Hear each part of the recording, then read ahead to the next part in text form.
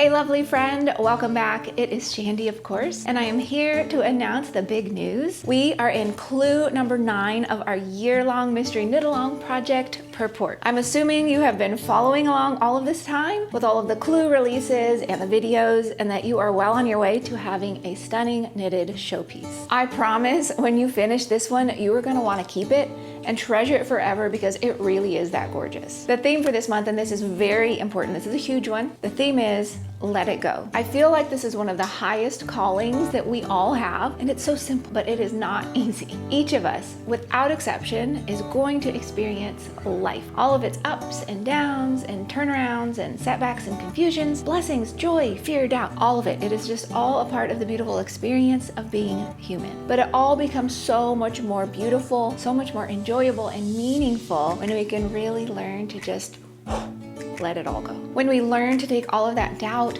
all of that fear, all that confusion, and instead of expressing it, lashing out, or shoving it out into the world and making things worse, we learn to pause, release, and let it go. It's possible to experience all of that and be like, whoa, Shandy's having anger again and fear, blah, blah, blah, without shoving it out into the world. So instead of dwelling on these bad feelings, we can acknowledge them, but then move on. And I've been practicing this all this week. No matter what my mind and heart say, I'm just choosing to say, I let it go, and then I redirect my mind and I move on. Now I'm sure you're anxious to get your yarn so you can get started on this clue. Drum roll, please.